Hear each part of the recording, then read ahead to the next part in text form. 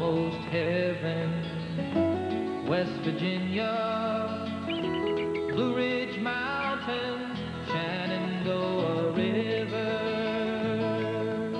His were sweet, soaring songs of nature, love, and loss. Rocky Mountain High, Colorado. The songs that I write, what they say, that's who I am. Thank God I'm a country boy. Woo-hoo! John Denver's wholesome image and fast-flowing stream of hits made him a 70s superstar. Come, let me love you. John was an artist. His songs, his performances were of his life. He was down to earth, but loved to fly, and his career rose to dizzying heights. In those days, John was on top of the world. Far out. And after his phenomenal career peaked, his personal life plummeted. A lot of John's music came out of a lot of sadness and suffering. Already I'm so lonesome I could die. Broken marriages, drinking, and depression threatened to destroy him. I feel like I'm going through, what do they call it, the midlife crisis. So kiss me and smile for me. He struggled to reclaim his optimism and was flying toward a brighter future. John had another time coming around. Things were just starting to really click. I talked to him Saturday morning before he went to California. And he said he would call me on Sunday. And then I didn't get the phone call. Fly away. John Denver lost his life when the plane he was piloting fell from the sky. And I just thought, oh, geez, why? I think he would be very proud of the life he'd led. He was too young to die. Country roads, take me home. Tonight, the life and times of a pop music phenomenon. John Denver, Behind the Music. Take me home, country roads.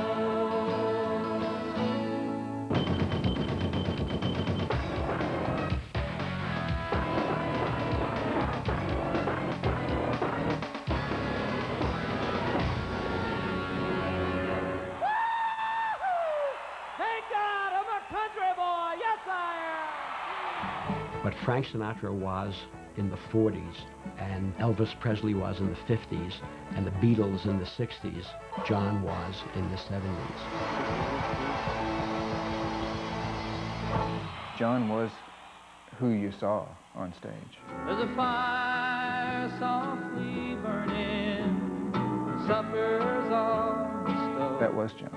He was so genuine. It's good to be back home again, you know it is. The image is indelible.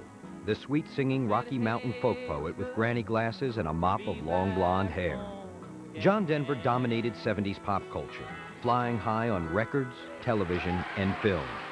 All the while, he wore his heart on his sleeve and hid his pain behind a smile. Sometimes I feel like a sad song. He came across as sort of simple and the oh boy, gosh, gee thing, because he took delight in so many things. But then there was this very, very dark side, and he would go there often. Sunshine on my shoulders makes me happy. When his deep well of hit songs dried up, John Denver fell from grace. After 15 years of success, the artist whose face and voice had been everywhere faded from view.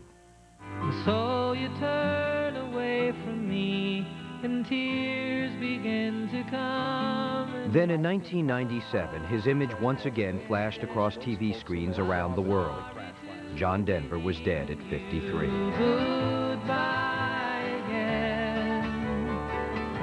John Denver died as a result of an airplane crash off the California coast. I'm sorry to believe in you. 6 days after his death, a memorial was held in his home state of Colorado. 1,500 mourners showed up to say goodbye to John Denver. John is here with us. Anytime you go outside in these hills, he'll be around. There was a struggle within John between the love he felt he could give the world and that he gave his friends and family. He was my husband, my friend, and my teacher. May his spirit soar and finally be free. I've been lately thinking about my life's time, all the things I've done and how it's been. Henry John Dutchendorf was born to Irma and Dutch Dutchendorf on December 31st, 1943. Dutch was an Air Force pilot, and the military kept him on the move. The family lived in 4 different states and Japan before arriving in Fort Worth, Texas in 1958. As a young boy, John was given his first guitar. It belonged to my grandmother. It's the guitar that she played when she was a little girl. And she gave it to me when I was about 12 years old, and it's the guitar that I learned how to play on. This old guitar taught me to sing a love song. It showed me how to laugh, how to cry.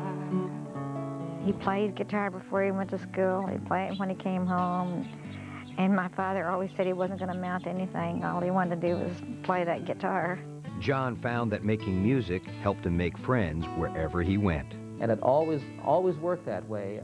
In new, difficult, and insecure situations, bring out my guitar and sing a song, and all of a sudden, a lot of those things that made you feel apart or distant disappeared. I dig rock and roll music and love to get the chance to play and sing it.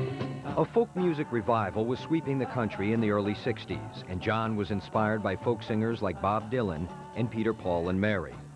But John's dad wanted his son to build a more stable future. So by 1963, 19-year-old John was a junior at Texas Tech University studying architecture. But John decided to take a chance on music. He quit school, took his guitar and what little money he had, and went to Los Angeles in 1964. This road winds down through the valley. He was so corny, but people just loved him.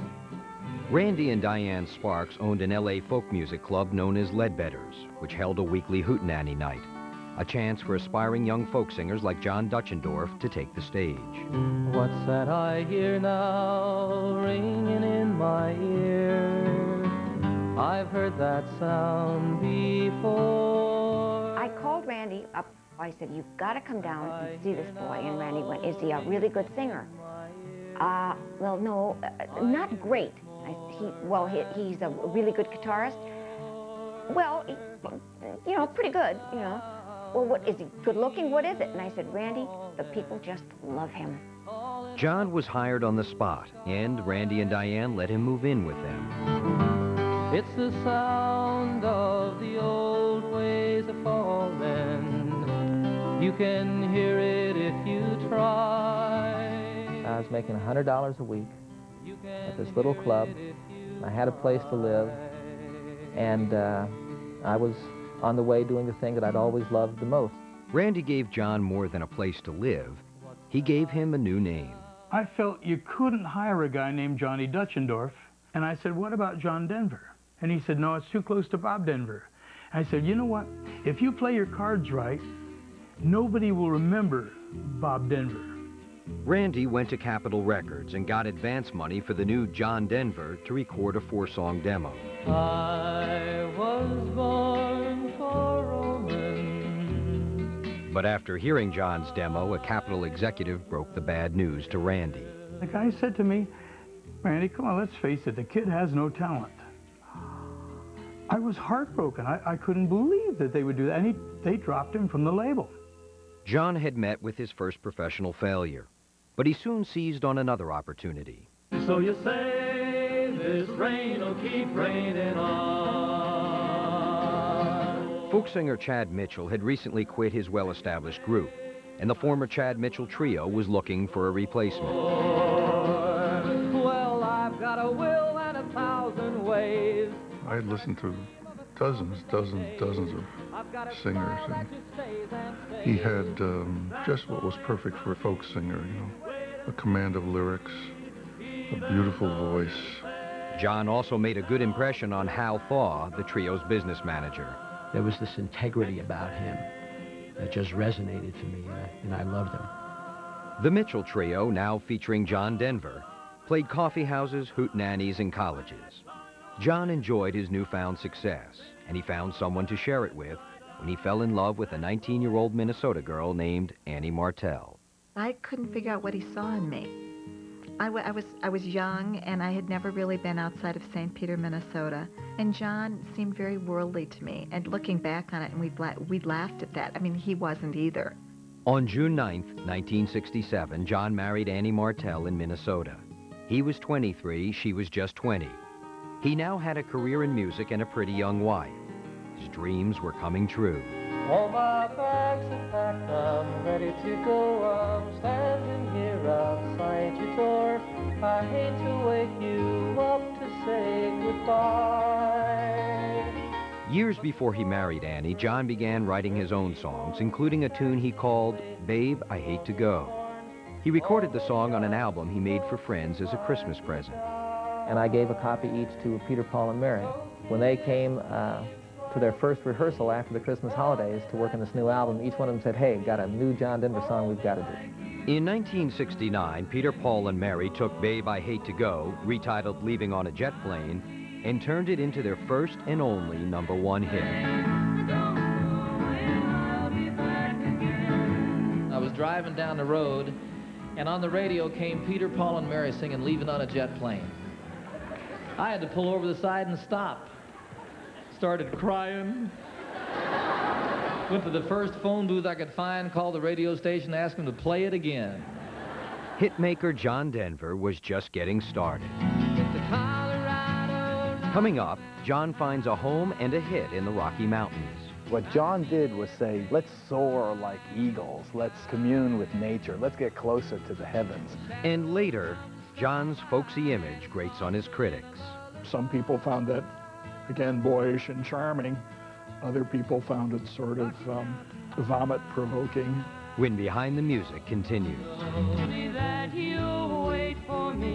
John Denver had his first hit song in 1969 when Peter, Paul, and Mary's cover of Leaving on a Jet Plane went to #1.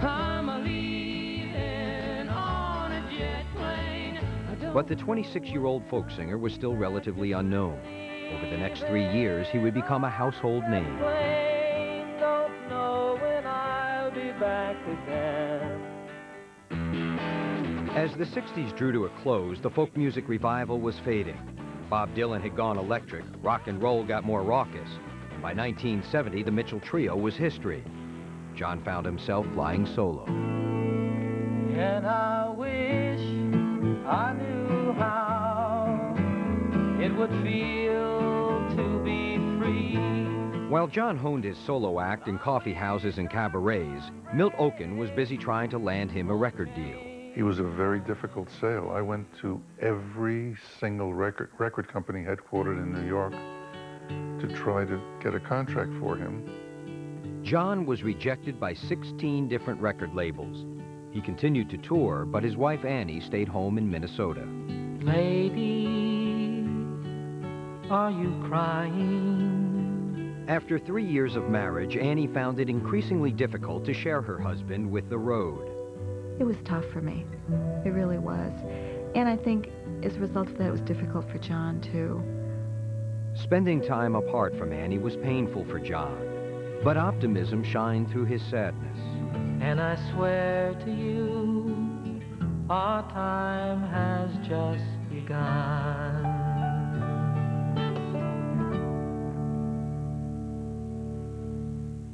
Finally, John got the break he needed when Milt Oken scored a record deal at RCA. An executive named Harry Jenkins, who had originally been responsible for bringing Elvis Presley to RCA, offered a contract. He gave John 4-album guarantee, and John made his first hit on his 4th album. Almost heaven, West Virginia, Blue Ridge Mountains, Shenandoah River. 7 years after he left college, and following 3 failed albums, John released his 4th album in the spring of 1971, featuring the song, Take Me Home, Country Roads. Country roads, take me home.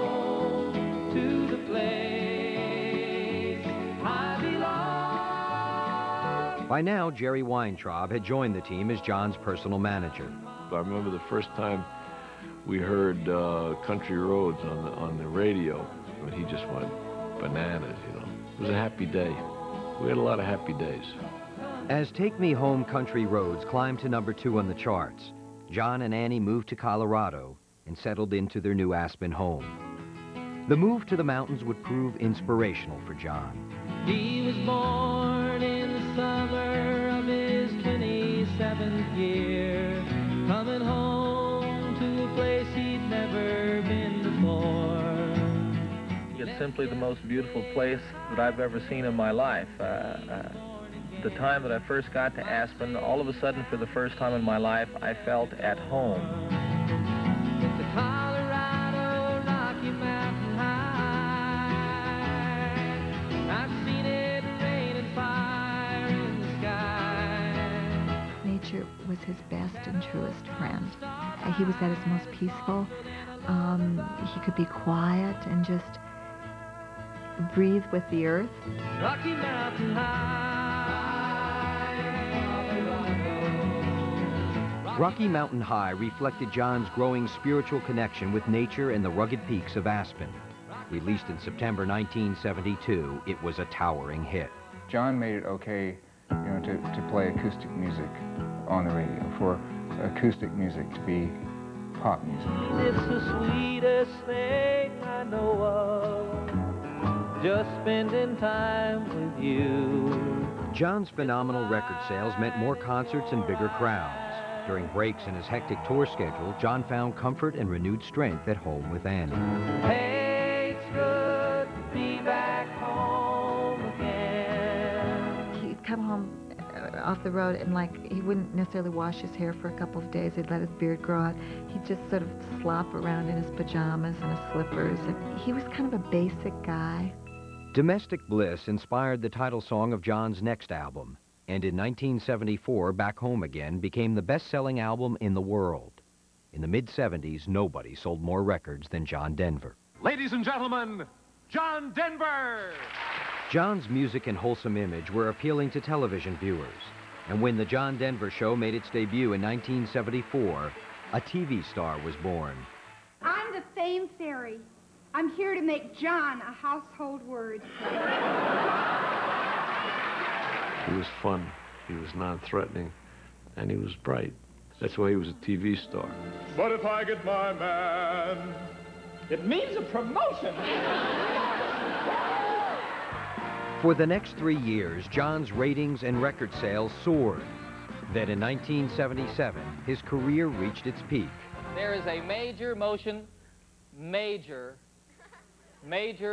picture being made, and I'm one of the stars. What about Little Rain? John was a hit with critics and moviegoers alike in the comedy smash Oh God, co-starring the legendary George Burns as the Supreme Being. You made it rain!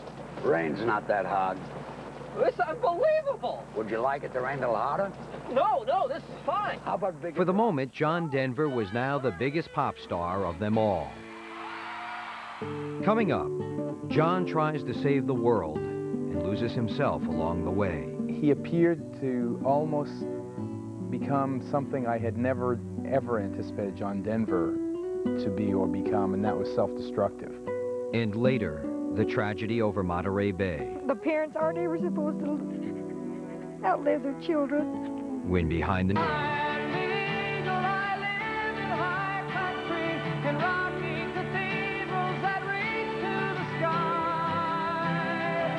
John Denver soared throughout the 1970s with an incredible string of 5 gold and 8 platinum albums. Whether on records or on screen, the public enjoyed and identified with just about everything John Denver did. And listen, I gotta hand it to all you guys. I mean, after the mess back at the parking lot, I can't believe how neat and tidy all your knapsacks are. Well, it's all in the planning, John. We made a list, then we packed the bare essentials. Then we gave the rest to Animal.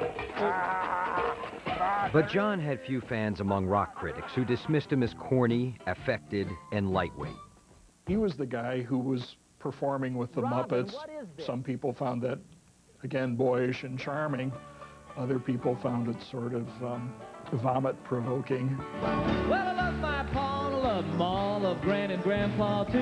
I've been fishing with my uncle, I wrestled my cousin, I even kissed Aunt Lou. Ooh, and if I He said, you know, one of the reasons, Geraldo, I so relate to you is that you get the same kind of rap that I do. And we talked about not being appreciated, and I said, oh, well, you know, they never honored the great ones in their own time.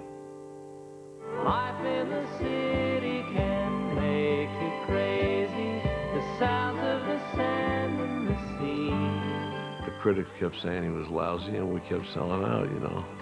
Fly away, fly away.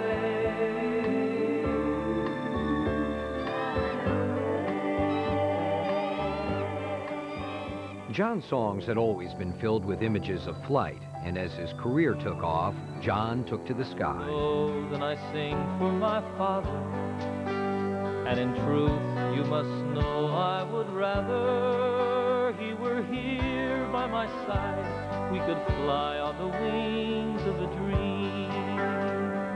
Dutch Dutchendorf helped his son to earn his wings. Dutch hadn't approved of John leaving college to become a singer, and despite John's extraordinary success, he still sought his dad's approval. And father and son often flew John's Learjet together. For a long time, I couldn't even get him in an airplane. Now, can't keep him out of it. Flying helped to bring John and his father closer together. Oh, Montana, give this child a home. Give him a love of a good family and a woman of his own. Fatherhood was important to John, and he longed to become a dad himself. For years, he and Annie tried to have children, but John's medical tests indicated that they would have trouble conceiving. When we really discovered that we couldn't have children, it was devastating for us. John and Annie decided to adopt. I'll walk in the rain by your side. Son Zach came into their lives in 1974, and daughter Anna Kate came home with them in 1977. I love you more than anybody can. When we got Zach and Anna Kate, it was miraculous. It was wonderful. It's like all of that need and longing to have a child went away for me and for John. Follow me where I go, what I do, who I know. He used to say, I love you, every time I talked to him. He was always real proud of me and what we were doing, always real interested in what we were doing. And yeah, we usually finish our conversations with, I love you. You see, I'd like to share my life with you, show you things I've seen. Most vividly, I would remember vacation time that we had together. As much as he put into his work, any vacation, any excuse to not work, he was just as happy as could possibly be. And he just had energy, really amazing energy. There are children raised in sorrow on a scorched and barren plain. John was devoted to his family, but his growing dedication to political and environmental causes required more and more of his time and attention. I know that we have the wherewithal to end hunger on this planet. I know that we have the potential to live in peace with one another without the threat of nuclear weapons. I give my life and my music to that world of peace. It's about time we start to see it. The earth is our only home. John was perhaps the first of the environmental activists who were performers.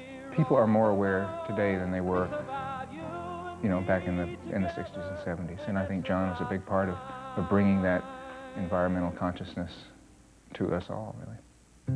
His feelings about the environment became so strong that for years it dominated his life. There were many times I couldn't get him to do things to promote his own records.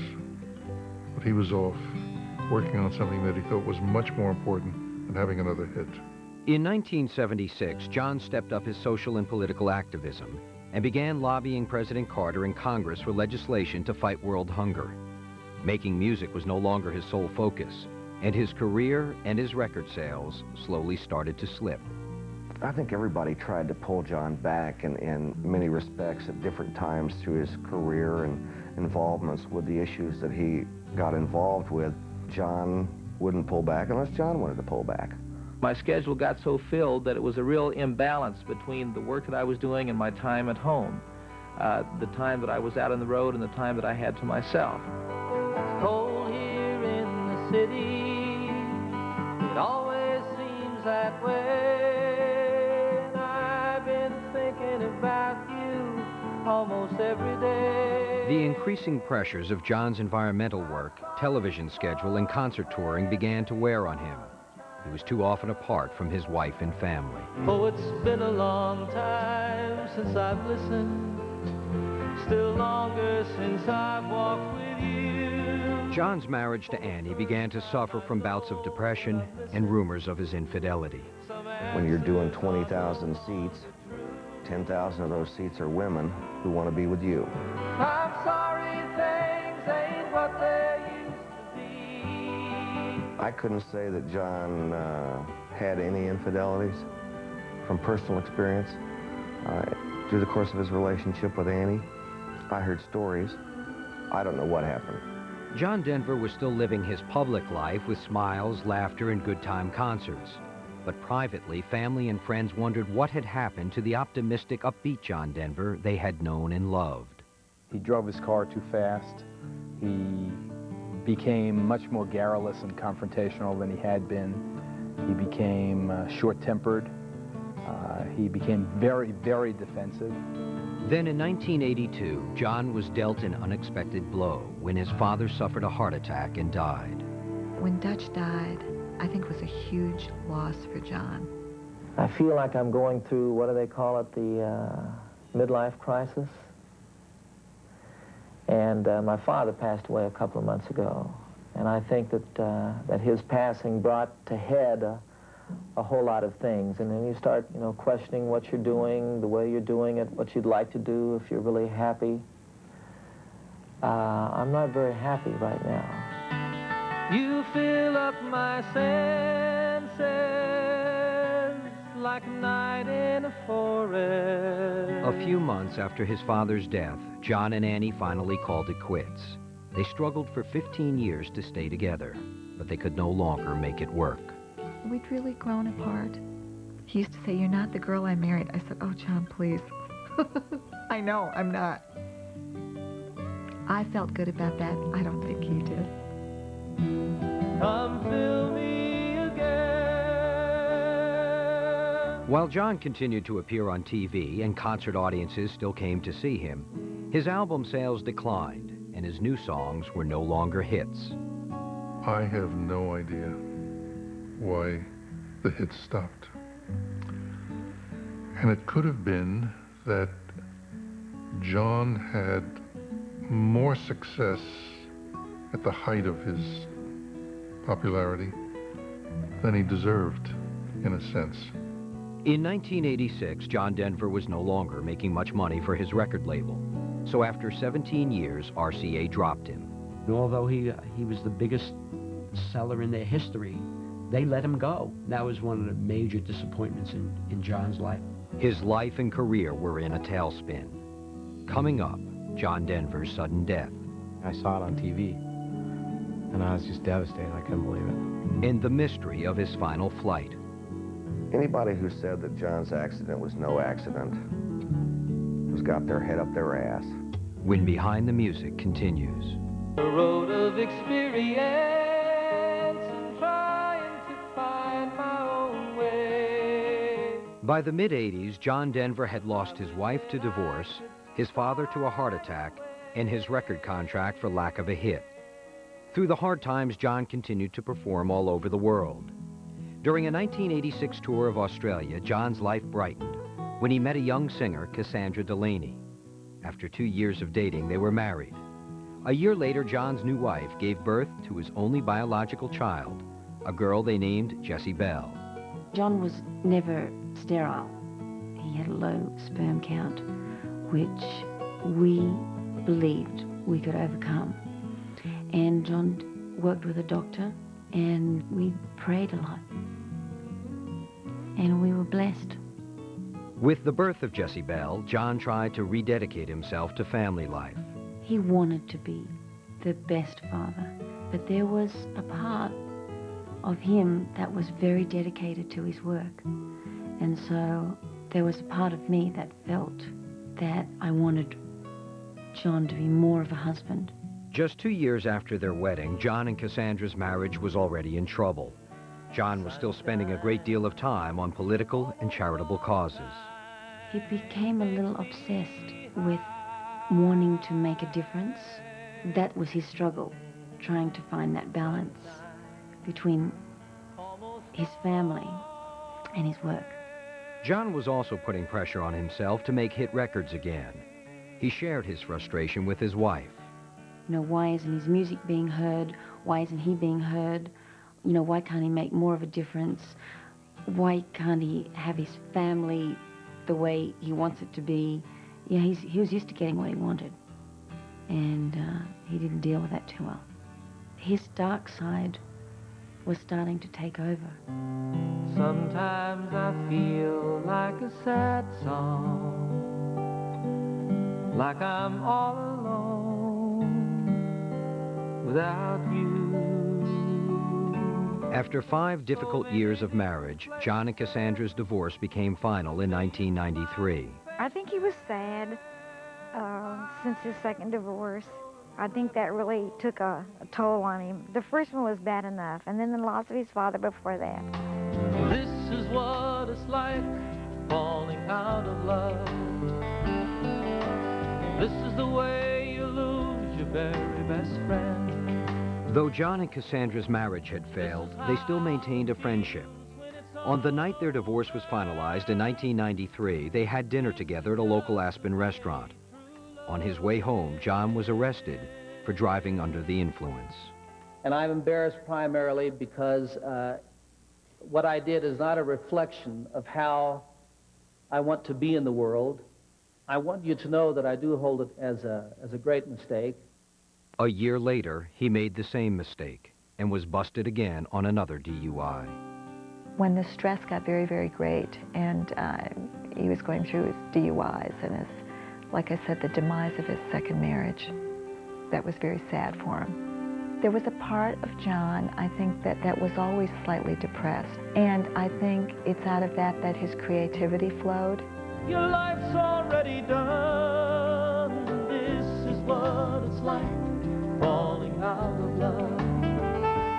I think that even when John was on top of the world, there was a part of John that was always fighting off a little depression, a little sadness. When it's all over. And out of that came some of his most beautiful things. Despite John's troubles with the law and dwindling record sales, friends and family noted an upbeat change in his mood. In 1997, he was about to sign a new record deal and was set to kick off a concert tour beginning in 1998. He was in a situation where he was about to have a record deal for the first time in many years with a major label. His personal life was settled. He was happy with everything that was going on with him. He had pulled himself out of his personal nosedive. He had cleaned himself up and was soaring in another way. An experienced pilot, John was especially happy to be back soaring in the sky. In the fall of 1997, he bought a new toy, an experimental plane called a Long EZ. On the morning of October 12, 1997, John had just finished a round of golf with some friends in Monterey. I hooked her to the left, I shanked to the right. I'll be searching for my ball until the dark of the night. Decided he was going to get in the plane and go buzz Clint Eastwood, his buddy Clint, with his new plane. And so he'd done some touch and goes, and he was going over to buzz Clint. I am one with wind and eagles. I am free. Eyewitnesses reported that there was nothing extraordinary about John's flight that autumn afternoon. But then, shortly after 5 p.m., the plane with pilot John Denver aboard fell from the sky and plunged into the Pacific Ocean. It is with great regret that I must announce that the internationally known singer, composer, and actor John Denver died as a result of an airplane crash off the California coast. My mom called, and she told me, and actually as soon as she told me, I saw it on TV, and I was just devastated. I couldn't believe it. somebody came up to me and said that I had to come to the phone, and I knew something, something terrible had happened. I don't know what I thought. I just fell to the floor and didn't move for a day. I kind of let out a half a scream, shriek, kind of like a belly blow in boxing, and I just thought, oh, geez, why? I was by myself, and when the guys who was maintenance on John's airplane, his wife called me, and this is about 9 o'clock at night. This girl said, there's been an accident. I long to kiss the tears away. When they said it that way, I knew it was John. When other voices beckon me. He was too young to die. While it's goodbye again. Exactly how and why John died is still a mystery. An autopsy showed no signs of drugs or alcohol in his system, and friends and family bridle at press reports that suggested John Denver may have committed suicide. As a pilot, and being the kind of person that he was, I think that he would be trying to solve the problem all the way to the water. Anybody who said that John's accident was no accident has got their head up their ass and weren't close enough to John to know anything. There's no way that he would have killed himself. I had talked to him a day before, and he was as happy as he could be. Things were going to go well in his career from that point on. I mean, he couldn't be happier. In a report on the crash, the National Transportation Safety Board drew no conclusions, but suggested that the plane was probably low on fuel during John's last flight. Whatever the cause, the tragic results were the same. John Denver was gone. Now he walks in quiet solitude, the forests and the streams, seeking grace in every step he takes. Shortly after his death, John was cremated, and his ashes were brought home to Colorado, amid the giant shadows of the Great Rocky Mountains. I don't think he knew that he was a real special person. And I don't think he realized how much he was really loved by other people. Love, love, leave, lend me your hand. As many a river that waters the land. The song I sang at John's memorial was the song that he and I had sung together on several occasions. The crooked Colorado runs weaving and winding. I just wanted to do that song for him because we'd sung it together. He had a really hard time the last 5-6 years of his life. And I think in the last year, he was feeling really much better about himself. And that he was looking forward to a lot of things, a lot of good things. John thought tomorrow would be better than today. And he sung in that kind of motif, that vein. You know, catch my lyric like you catch a surge of air. Glide with me. Do something better than you have been doing. Be freer than you have been. You know, take someone along for the ride with you. Rocky Mountain High. Coming up, John Denver's lasting gift of song. He'll be remembered as one of the great artists in American pop music. When Behind the Music continues. Well, I wouldn't trade my life a dime. I thought you also never was one of them money-hungry fools. 4 months after his tragic death, John Denver won a Grammy Award for a children's album he had recently recorded. Incredibly, despite the many millions of albums he sold and the dozens of hits he charted, it was the only Grammy Award he ever won. I hope he'll be remembered as a great songwriter, a wonderful singer, who was different and had the guts to be different. Hey, it's good to be back home again. The thing to appreciate about John's music is its sincerity.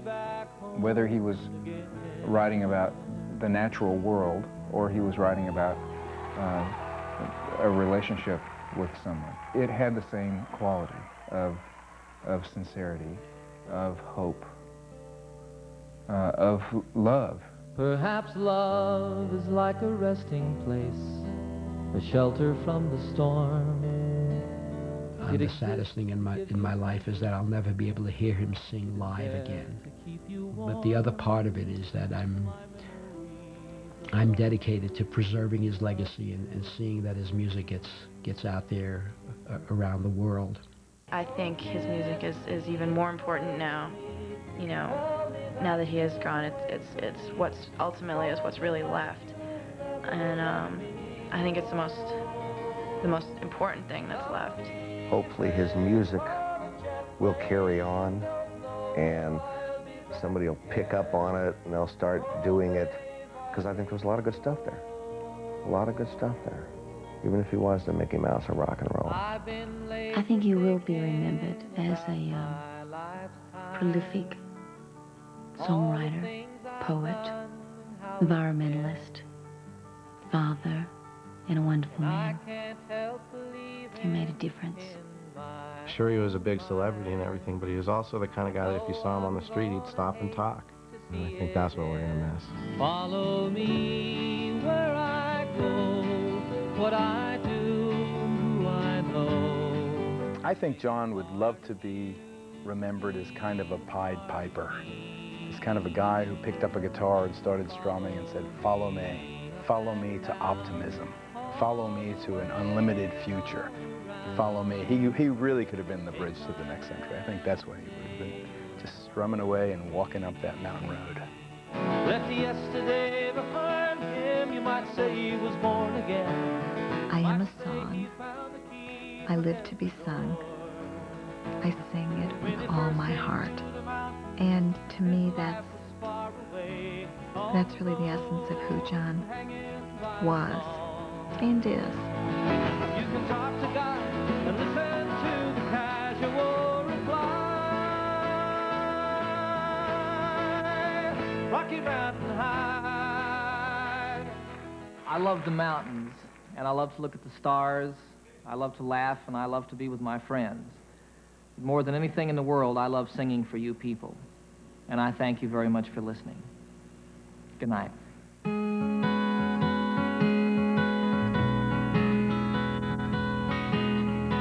It's a long way from this place to Denver.